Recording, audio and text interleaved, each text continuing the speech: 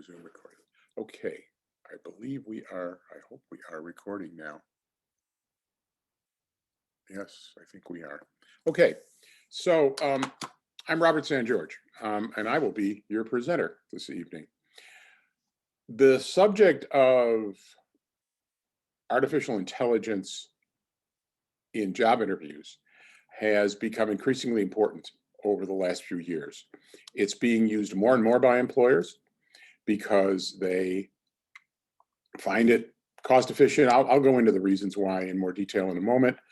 But it's something that you should be getting up to speed on, particularly if you anticipate interviewing with larger employers. And by the way, that includes the federal government. While they are not heavily using AI interview software at the moment, they are doing it increasingly, as are medium-sized and large corporations, and some even medium-sized nonprofit organizations. I was very surprised to find out. So let's keep moving. So here's what we're going to talk about.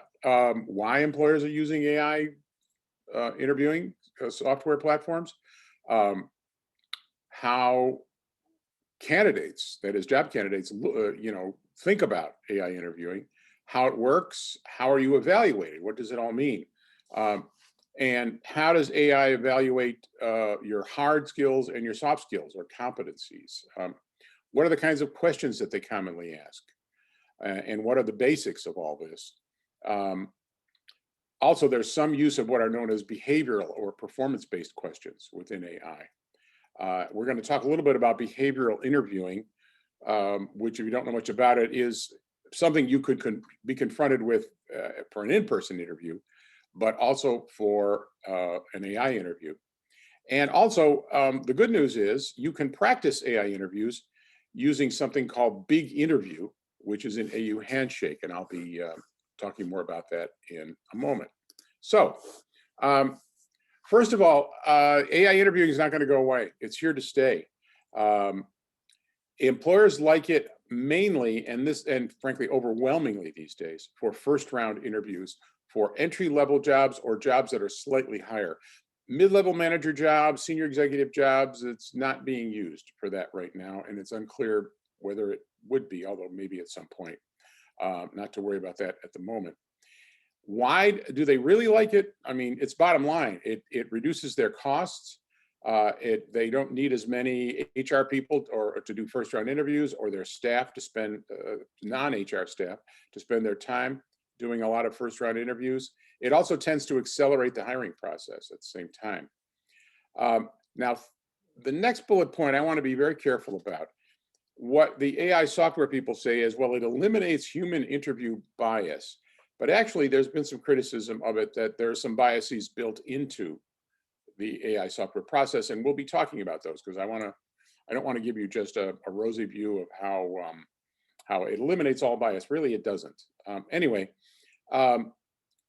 what it does do at the end of the day is, after you're interviewed, it produces a standardized automated report that scores how you did and evaluates your interview according to a number of different metrics.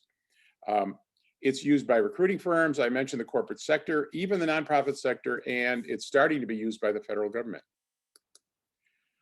So from a candidate's point of view, it seems weird and uncomfortable because you're talking to software algorithms, you're not talking to people, and you're well aware of that while you're doing the interview. You're staring at a webcam from home, which, prior to last March, might have seemed a little odd to be doing that all the time. Now, obviously, it's more common. But remember that this isn't a Zoom call. You're not staring at a webcam talking to someone you can see on a screen who reacts. You're talking to an algorithm, again. And while all that's going on, the software is acutely and very closely observing and analyzing everything about you, visual and verbal, every second of the interview. I'll explain that in more detail. If it makes you a little paranoid and you feel it's a little creepy, well, that's just the way it is. And I'm not here to present a soft view of this. I want you to understand, if you face an AI interview, what you're getting into. So the company that dominates by far the market for AI software is called HireVue. And that's their website, hireview.com, if you're interested in going there sometime. If you are going to be doing an AI interview, you're unlikely to get a list of questions in advance. It's unclear whether you never get a list of questions or just the vast bulk of the time you don't, but you're unlikely to. And oftentimes there will be 2 or 3 generic practice questions that you will be asked to do in the AI interview, basically to give you a warm-up, which is kind of a nice thing because most people will tend to be fairly nervous at the start of something like this. You should understand that you control the start and the end of each question and, well, yeah, each question and answer period. You will usually see a video of a person asking each question, although sometimes it might just be text, okay? And your time to answer each question is likely to be limited. Let's say 2 minutes or 90 seconds. I mean, it's hard to say. So it's possible, and it has happened to people, that they get cut off in mid-sentence. Likely that you will see a clock ticking down on the screen, so you got to pay attention to it. Any questions from anybody? No, not yet. So let's keep going. So how are you evaluated? The way they do this is the hireview.com or any other company involved in it. When they do a contract with an employer, they will go to the employer and they will interview high-performing staff who work in jobs that are similar or maybe identical to the job that they want to hire for, that AI is going to evaluate candidates for, okay? And they will come up with characteristics that they're looking for. This will include the use of keywords and phrases. And you can find them oftentimes in the job posting, first of all. Well, always you can find the keywords and phrases they're looking for in the job posting. You can also check with glassdoor.com. The software is also going to take note of and count every time you use filler expressions, stuff like that, right? And when you use repetitive filler words, such as like, you know, or really, okay? So, and okay, as I just did, by the way. And it's going to count that stuff up, and it's going to count negatively against you the more you do that. I mean, everybody does a certain amount of that, and that's acceptable. It's not like you should be trying to train yourself never to use filler words or filler expressions, but too much of that is going to reduce your score. It's also going to look for your facial expressions and facial tics that you may have, as well as eye movements. When you're asked certain questions, in what directions do your eyes move? There are some psychologists who claim, and some criminal profilers who claim, that you can tell whether or not somebody's telling the truth by the way their eyes move during interviews. At least that's what I've heard from some people who have had that kind of training. They're also going to see how well you connect in terms of your eye contact with the webcam itself, such as I am doing right now, okay? And they're going to look at your posture, okay? You need to be sitting up straight with pretty good posture and body movement. I mean, are you nervous and are you rocking back and forth like I'm doing now? Also, are you smiling? Not all the time, that's kind of creepy, but are you occasionally smiling? Even though you know you're smiling in an algorithm. It's hard to do. It's hard to train yourself to do this. And then, as I mentioned, the employer will get an automated evaluation report. Now, AIs are evaluating both your hard skills and your soft skills or competencies. The hard skills, you know, that's going to vary, and that will also be asked in certain questions. You know, tell us about a time when you had to manage a large team and what your main challenges were at that time. Now, that would be if you're applying for a position, if you had several years experience and you're applying for a job, maybe a mid-level manager job, that sort of thing. But again, hard skills, it's hard to predict what they're going to be talking about. But what are the soft skills oftentimes? How good are you at communication? Some of that, they're going to be evaluating your oral communication skills depending on the interview that you're doing. How conscientious are you? They'll ask you questions along those lines to see how conscientious you are.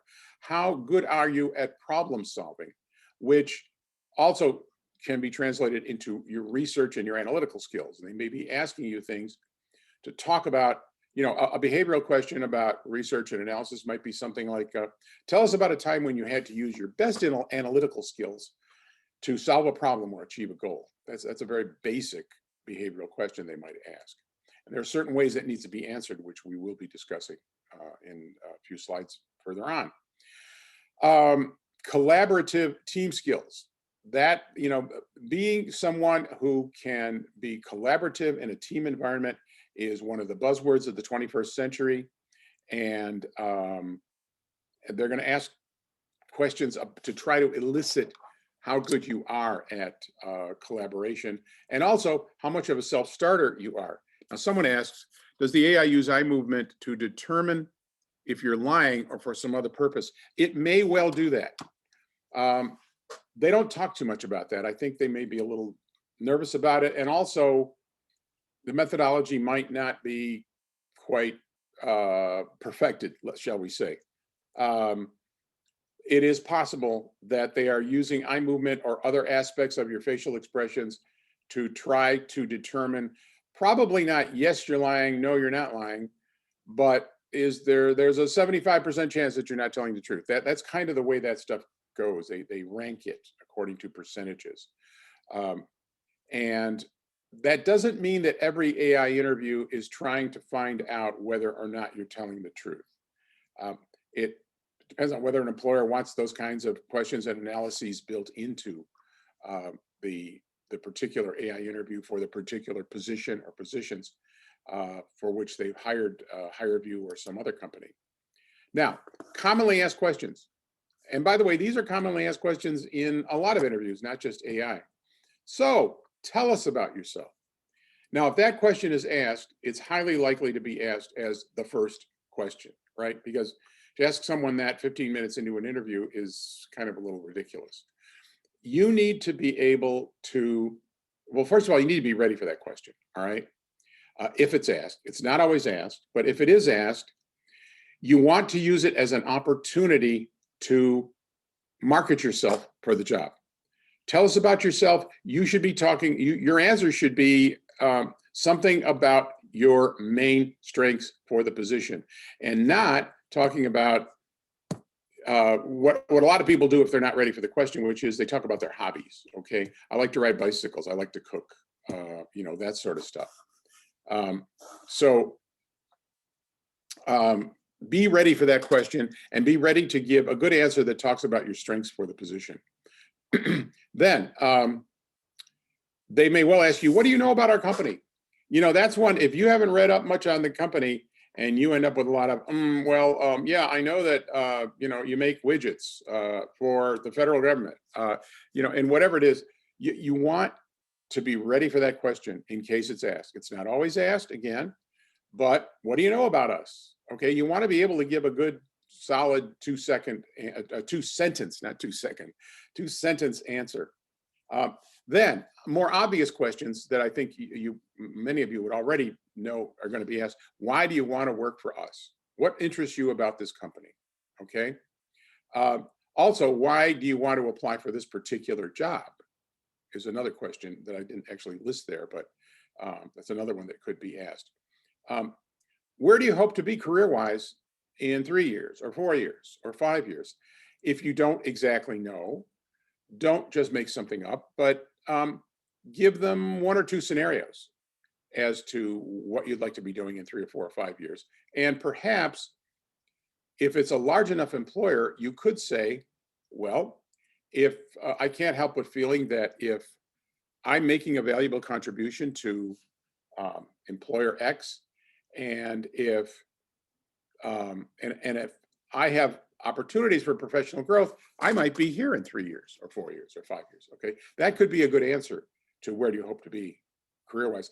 But if it's a really small employer where promotion opportunities and professional growth are limited, you probably want to figure out something else to say, which needs to have at least some relevance to what you would be doing or what this employer does. All right. what are the main strengths that you would bring to us? Again, that, you should have already set and to go 3 or 4 main strengths that you can talk about. Boom, boom, boom. Okay. No hemming and hawing about it. And then there's the dreaded weakness question. What do you think your most important weakness would be coming into this position? You want to choose something. The way that I strongly advise people, and I know I see some people who are here who probably had me talk to them about this before, so bear with me on this if you're one of those people. So they ask you the dreaded weakness question. What I would do is try to pick something that is not especially big, for obvious reasons, but not something that's just completely off base. And also, do not use the very lame answer that a lot of people do when they're asked this question is, oh, well, I find that I'm too much of a perfectionist and sometimes I lose track of the big picture. That is a lame answer that employers have heard before and don't use it. They don't believe it. They don't like it. You want to talk about a real weakness, but you also want to say something like, well, I see that you just opened a new office in Los Angeles, and I don't know a lot about what you would be doing business-wise in California. But what I would like to do is to have, if we reach an agreement about me being hired here, is to have you or colleagues send me as much information as possible about your new California operations so I can hit the ground running on day one and be really well informed. The idea of an answer like that is, like that would be that you're trying to make them forget about the weakness. And what you're telling them is, hey, I'm so enthusiastic about this job that I'll start working before I start working. Now, that's not what you're going to say, but that's the impression you're trying to make. Okay. I see there's another question. Do they score you based on the length of your answer? Well, yes and no. Which is not that helpful an answer to begin with. But if they give you 60 seconds to answer a fairly simple question like, why do you want to work for us? And 60 seconds is a legitimate amount of time to answer that question. And you're going to be cut off in mid-sentence. If your answer was 15 seconds, it's too short and you might well get a lower score that way. If you've got 60 seconds to answer a question, if that's what the timer says, you probably want to talk for 45 seconds. And if they cut you off in mid-sentence, that's a bad thing also, okay? So if they were to give you a much greater length of time, like tell me about your main strengths for this job, and they might give you 2.5 minutes, you probably don't want to use 2.5 minutes. You probably want to use maybe 90 seconds, something like that, okay? Because beyond that might well be too much, and the software might be thinking that you talk too much, and that you're too talkative, too windy, so to speak. Looking at other questions at the moment, so let's keep going. Where business closes if you're going for an in-office interview, and that goes for any kind of an interview you do these days, not just AI, obviously. Make sure the lighting is good in the room so that your face is well illuminated. And I can't tell you how many students I meet with. And again, I'm not interviewing. I'm not a job interviewer, so it's okay. But I can't tell you how many people I meet with over Zoom who kind of look like they're in a witness protection program, and their faces are a little bit darkened because they don't have adequate lighting. And again, no big deal for that with a career advisor, but it is a big deal if that happens in a job interview or an internship interview. Make sure that your webcam is roughly at a level so that when you're sitting up, as I am now, my webcam is almost exactly at my eye level, okay? That encourages me to sit up straight just about all the time. So if you're using a laptop, what you don't want to be doing is what a lot of people do with laptops, which is they're looking down because they're kind of looking at the screen and maybe a little bit at the webcam. And if the desk is a little bit low, then you're hunched over for the whole interview, and that is not a good look, okay? So put some books or a box under your probably a laptop so that the webcam is level with your eyes when you're sitting up straight, okay? Drink some water beforehand. Obviously have some water available for you. And I've got an AI interviewing fact sheet, which I'll be happy to share with you. And it has a lot of details. It's got more details probably than this presentation does. And you'll notice, let's see, where is it? At the top of the chat, I've got my name, my email address, my robert.sangeorge@american.edu. If you want to get the AI interview fact sheet, send me an email there, okay? It's easier for me to do than trying to get all the email addresses. And I think some of you may have registered anonymously, so I don't have your addresses. And I'd rather that you just email me and ask for it. And I'll be happy to send it to you. Now, behavioral questions. AI interviews can often involve the use of behavioral questions. What is it? Behavioral questions are asked by employers because they tend to be a lot better at eliciting answers where you talk about aspects of your experience that are relevant to the job. So here's some examples. Tell us about a time when you used your best interpersonal skills to solve a problem or achieve a goal. Or they might say your best communication skills or your best leadership skills, okay, to solve a problem or achieve a goal. Please describe a time when you encountered hostility in a workplace or an academic setting. How did you deal with it? Tell us about a time when you were working in a team setting and one member of the team was failing to live up to their responsibilities. How did you work with the other members of the team to resolve the situation? Please describe a time when, in the middle of a project, the objectives were changed through no fault of your own, possibly through no fault of your supervisor either. How did you respond to the situation? And by the way, with that question, they're looking to see that you are adaptable. They're looking to see that you could go with the flow, that you could adapt to a changing circumstance. The third question listed there about you're working with team setting and somebody wasn't living up to their responsibilities. They're, number one, looking to see that you're not going to throw people under the bus. Okay, somebody was messing up, but you want to be gentle about it. You want to say something like, well, I was working on this project with 4 people, and one of the people just wasn't keeping up with their work, and I'm not sure what the situation was. Possibly they were having some emotional problems or problems at home, but in any case, and you want to sound empathetic when you're saying that, okay? And even though you may have been furious at them, and you don't want to say anything that makes it sound like, oh boy, that guy, I'm sure never want to work with him again. Unlikely any of you would do that, but again, no throwing people under the bus. And then they want to see how you adapt, how you and the other people adapted and got the job done anyway, okay, successfully. Time when you encountered hostility in a workplace setting, that's basically they want to know that you didn't just put up with a situation where you had a boss who maybe was abusive, or possibly you were in an office and 2 people you were working near were constantly arguing with each other. And it was affecting your ability to get your work done. So what did you do? What they're looking for basically is that you went to an HR officer or you went to your supervisor and asked that something be done about it. Generally, they're not looking to see that you directly intervened with the 2 people who are arguing and said, well, you knock it off, because that can obviously result in other problems in an office.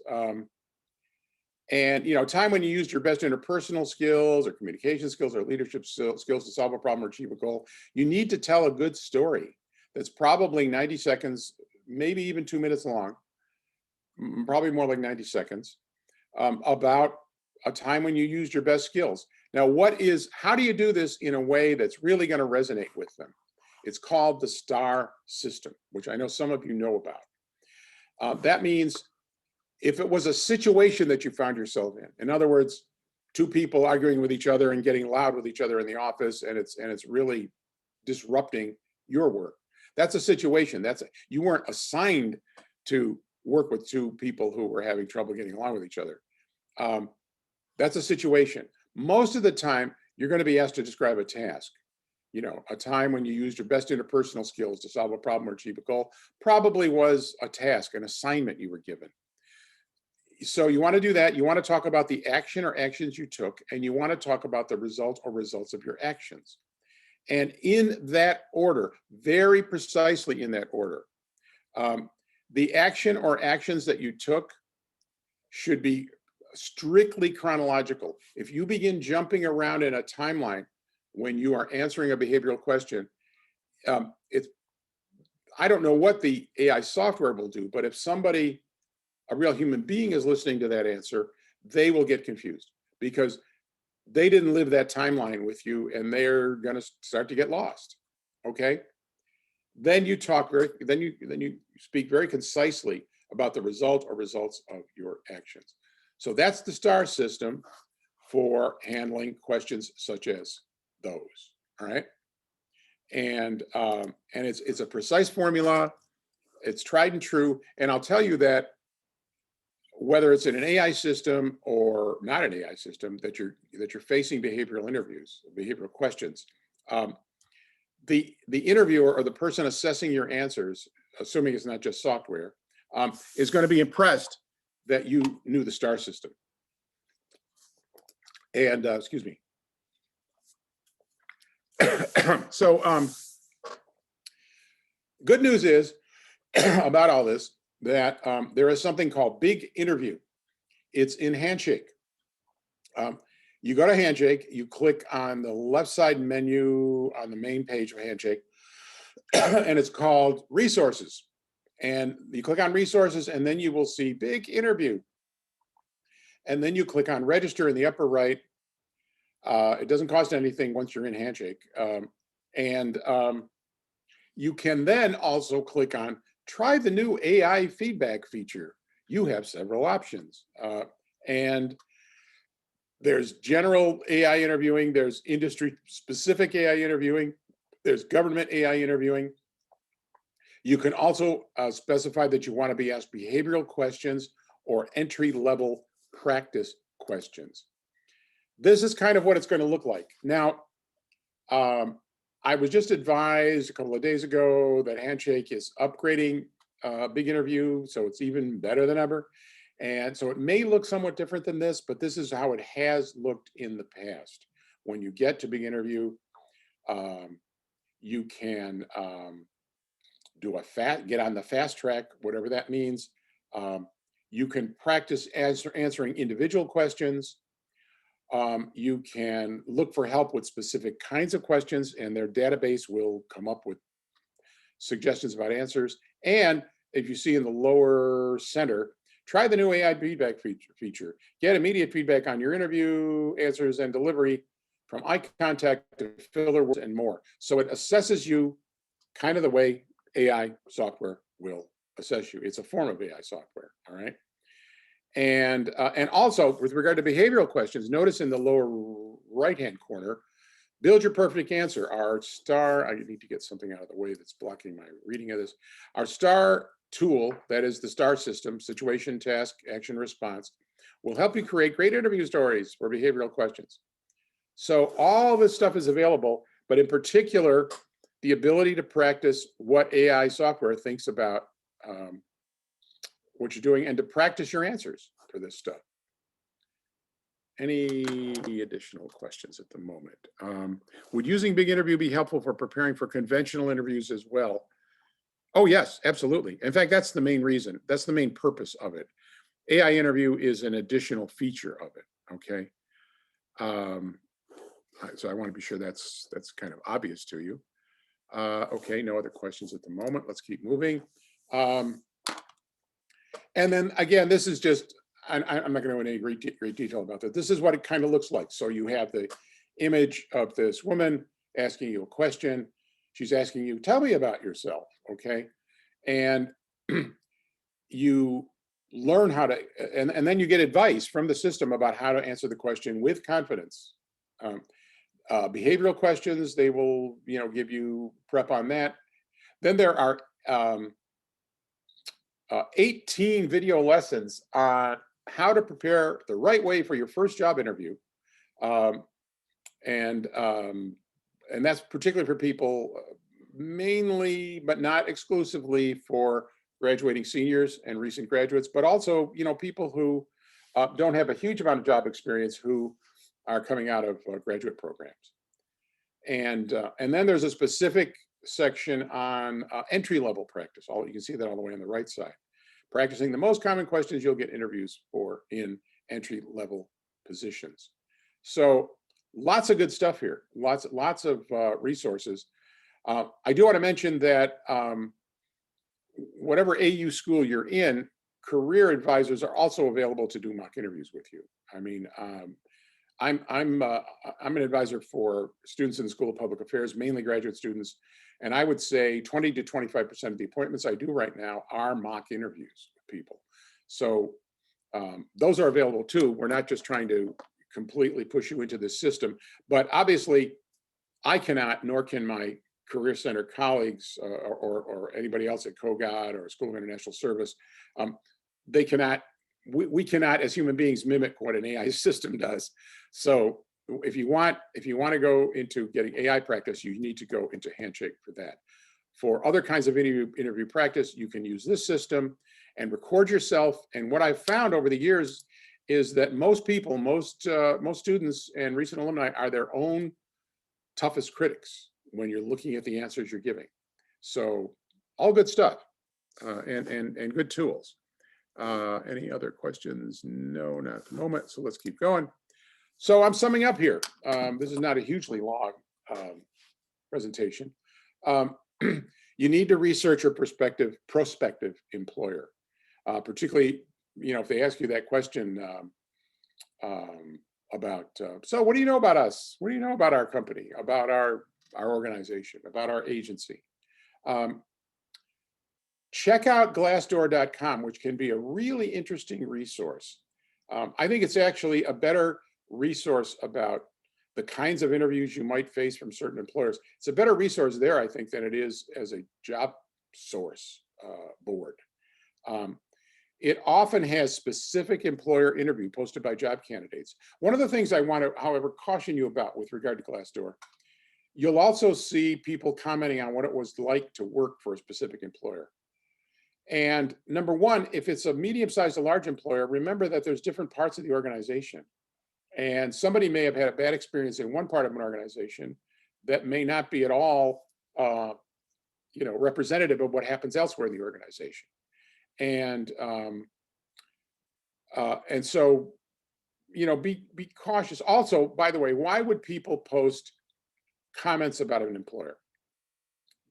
Usually because they're angry, right?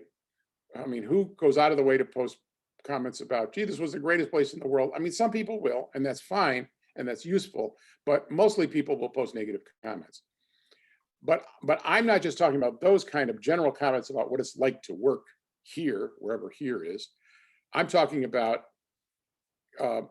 places where, and there's a lot of this on Glassdoor, people have done interviews for specific kind of jobs, especially with well-known employers, and they will talk about the kind of questions they were asked for specific kinds of jobs they applied for. It can be very useful for you to know that stuff. And the best source for that is within Glassdoor. Go to hireview.com if you want to find out more about what they say about their own software. Okay. And they're, fairly good about wanting to be helpful and kind of help you as a potential candidate for an AI interview, maybe be less fearful of it. Use Big Interview on Handshake, as we've just been talking about. And again, you can do virtual interviewing for AI interviews. You can do entry-level job interviewing. You can interview for specific types of employers. And so somebody just asked a question. Let me go to that. Does HireView or other AI platforms share how they weight certain criteria, such as more weight on filler words than lighting quality? Yeah, I mean, is that determined by the interviewer? Or by how the AI interview is set up by the employer. Generally speaking, the criteria for the metrics are established by HireView, because they come to an employer and say, okay, if somebody spends half their interview saying, really, and they will have their own metrics and their own criteria for judging that, and they will strongly recommend to the employer that they go by whatever metrics scoring that they have set up ahead of time for that. Um, but how much they weight one thing versus another is that they're never going to tell us, because then we would get into territory where I might be able to do a session to tell you how to completely game an AI system. And they don't want to do that. All right. They don't want me to be able to do that. And they don't want you to be able to listen to a presentation like that. This presentation, is really designed, as I think you can tell, to kind of equip you better to approach the whole subject if you're told to do an AI interview, and also what to expect, because if you set the thing up and all of a sudden these questions are coming at you, and then what happens is, I don't think I went into enough detail on this. So they start an interview, and you might have 30 seconds to start the interview, and you click on a button online, with your mouse, and the question either appears in text or someone says it to you. Then you click to start talking, and you have to click within a certain period of time. So this has to keep moving along. You don't have 5 minutes to think about what your answer is going to be. They want this to be fairly spontaneous. That's a better way to get an assessment of the candidate. So you click to start, you talk. Probably there is a timer on the screen indicating how much time you have left. When you finish the question, you click again to indicate you've stopped talking, and then the next question comes up, and then you repeat and go. My understanding is there's generally no fewer than maybe 5 questions and maybe no more than 10 or 12, depending on what the employer wants and how extensive it is.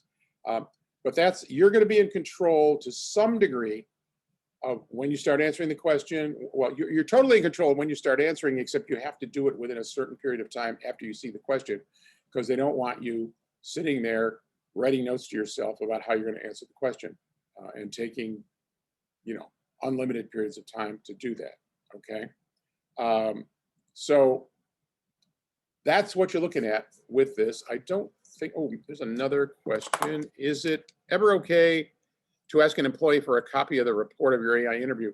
You can ask, yeah. Will they give it to you? Probably not. But you can ask. I don't think it would affect your, let me back up. If you believe you're still in contention for the job, I would not ask, okay? If you are being told that you're not getting the job, yeah, you can ask and see what happens. I have a feeling they don't want to do it. And it's quite possible that there is a non-disclosure agreement with HireVue, that HireVue says, okay, when you get these reports, you can't disclose these to anybody except internally within your own office, and definitely not to the candidate. I don't know that that's a fact, but I wouldn't be surprised if there is a non-disclosure agreement, because this is proprietary software and a proprietary system, and it's somewhat cutting edge. Okay. Now, I want to go back. And one thing I have not dealt with is, and I thought I had a slide on this, but it seems not to be here. There is criticism of AI interview software for being culturally biased. Okay. And I know this from having worked abroad for a long time, that certain kinds of physical expressions in one country can mean the opposite in another country. I'm not going to go into great details about this, but I frankly had to learn it myself when I was operating in India or China or even Scandinavia, where there's some differences. And this is designed for Americans, and pretty much for either native-born Americans or people who have spent the bulk of their life growing up in the United States. Maybe they came from somewhere else, and working in the United States. Okay, that's the criticism. It may well inadvertently discriminate in certain ways against people who have significant cultural experiences from other places. And I just wanted you to know that there's nothing I can do about that. If you're interested, you should look it up on Google and see what comes out, and find out more about that if that's interesting for you. Or if you are someone who maybe spent the first 20 years of your life in some other country and you're concerned about how you might do in AI interviewing that is mostly overwhelmingly targeting Americans, then you might want to look into that more. So yeah, that's that. So I would urge you, if you want more information, and by the way, I'm pretty sure my fact sheet does have more information on the issue of cultural bias in this presentation, because I can easily see, particularly in a non-Western situation, especially Asia, say China or India, for example, I can easily see there being a higher view for India that is specific to people in India. And even then, since there are a number of different cultures in India, it might not well work for the entire country. But that's that. And any other questions at this point? Other than that, I think I'm going to go. We've been talking for about 40 minutes now. And so I invite you, if you want the fact sheet, send me an email at robert.sangeorge@american.edu. I hope this has been useful. And good luck to all of you, particularly in your AI interviewing. So good night.